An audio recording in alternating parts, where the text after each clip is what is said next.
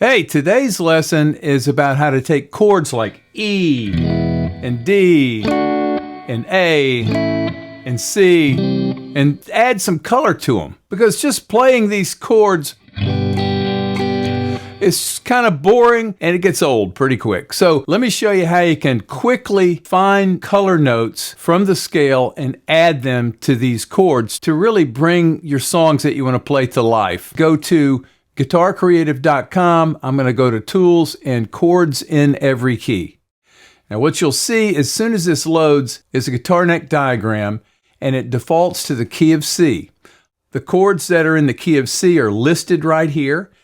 If we want to find the chords in the key of G, we just change that and you see them. If you just want the simple triads, you click that and you get the 3-note chords. Let's go to E. I'm going to pull up the key of E. And here are the chords that are in the key of E. If you click one of these buttons, you get the chord notes listed out across a fretboard. If you look closely, you'll see that notes of the scale are also listed here, but there's some opacity added to them so they don't stand out, but they're still there and you can see them. If you're a beginner, you're probably familiar with this E chord right here. And that's just your first finger and your second finger and your third finger and all these open strings. So all you have to do is look for combinations of all three colors and you have the E chord. Now here's the principle that I'm going to use to help you add color to these chords. Instead of trying to find every note, we're going to just use a couple of the notes and leave a finger or two free to reach over and grab some of these scale notes. Let me show you what I mean. The most basic way to do this for E would be to hold this full chord like this.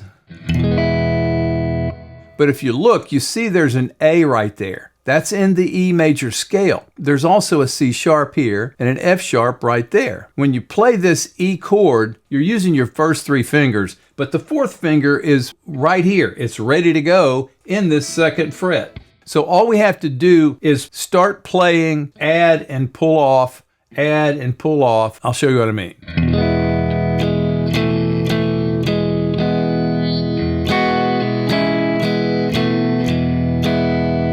So that's one way to do that, but let me show you another way. We can imply the E chord without the G sharp just by playing this E and this B with the first and third fingers. Now we're just going to blunt this fifth string like this.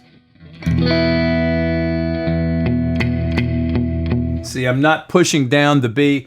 I could do that. If you're a beginner, you might find it a little difficult to push both strings down with one finger, but I'm going to hold down just the E and this B and let all of the other strings ring open.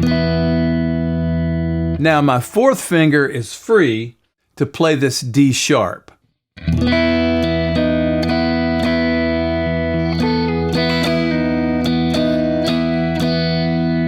So all I did there was play around with these four notes right here using my fourth finger. If you're a beginner, you might find that a little difficult, but you probably can reach this without any trouble. All I did was make sure I could ring through these open notes whenever I'm not pushing down one of these with my fourth finger. So that's another way to add color to the E chord.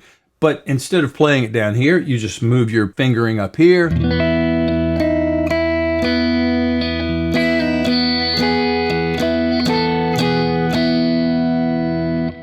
So let's check out the A chord in the key of E. One way to handle this in this area here, if you're a beginner, is to hold down just these two notes here, the E and the A, and let the others ring free. There's no hard and fast rule that when you see an A chord in a song, you have to play all three of the notes, and you can't play any of the other notes of the scale. If it sounds good to you, it's okay to do it. I'll show you what I'm talking about. When I hold down the E and the A and let this B and E ring free, the B is not part of the A chord, but it is part of the scale of the key that we're in. Adding this gives it more color. Now, because I'm only using my second and third fingers here, I have my first finger free to reach back and play this G sharp and go back and forth like this.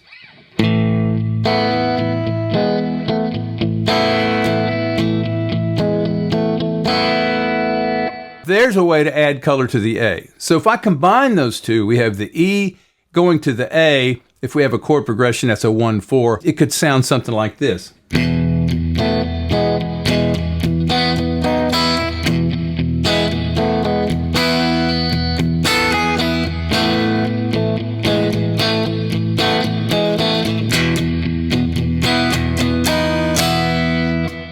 So now we have something that sounds more like somebody might play on a recording, rather than just a beginner doing this.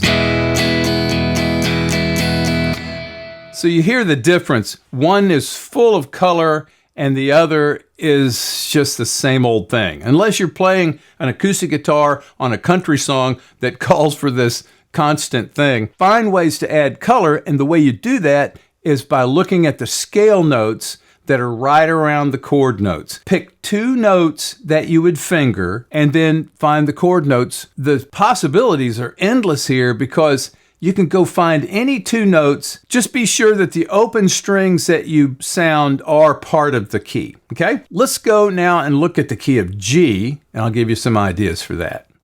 All right, let's go back to the G chord. Now, some of the ideas here are going to actually be easier to play than the chords that you've learned as a beginner. I'll show you what I mean. If you play the G chord like you're taught as a beginner, it's this right here.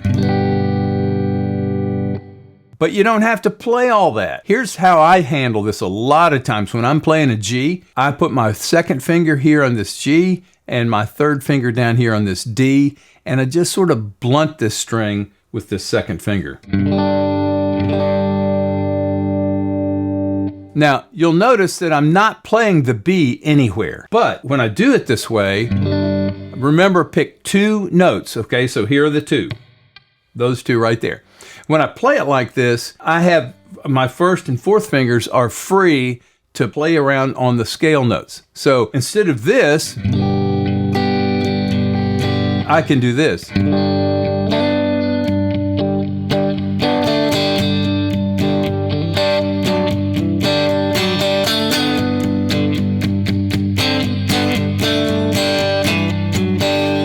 I'm adding color from the scale in the key of G by finding these notes. First finger was playing these, my fourth finger was playing these. Another way to do this would be to not play this whole thing. So let's just take the G and the D and the G. So here are our 2 notes that we're going to hold down. And I'm going to use my third and fourth fingers here and just play the bottom 3 strings.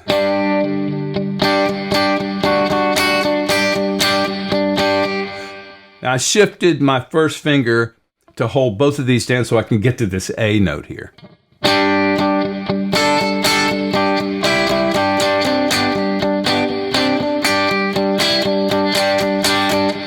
Now if you're a more advanced player and you're able to make this kind of reach, you can also get to these notes here.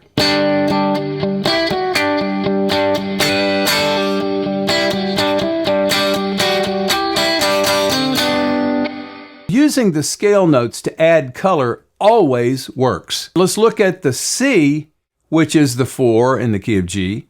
And remember, we're still using the G major scale in this key.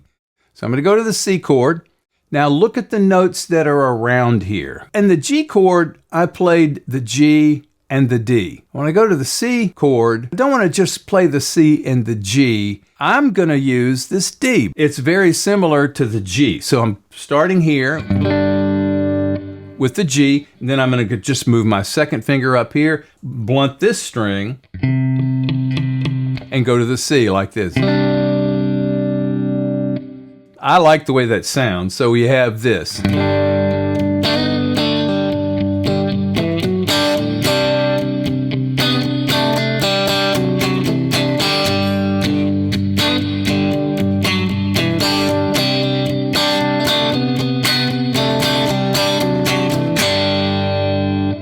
So that's how you can take those same old boring chords and really add some cool colors to them. Styles are going to change. Styles are different. I'm not playing jazz right now. I'm playing something that'd be more like new country or rock ballad kind of sounds. Apply your own styles to it. Get your acoustic guitar and try this. Maybe even try finger picking. Use scale notes and add color like this and come up with all kinds of possibilities. We didn't even go up the neck with this one, and we've only looked at 2 keys. The challenge to you is to go pull up some of these other keys and find a couple of notes to play. Use a fingering for the 2 notes that you pick that allow the other 2 fingers, or at least one of the other fingers, to reach some of those scale notes and work them in and out of the chord as you play. I hope this has helped, and I'll see you in the next lesson.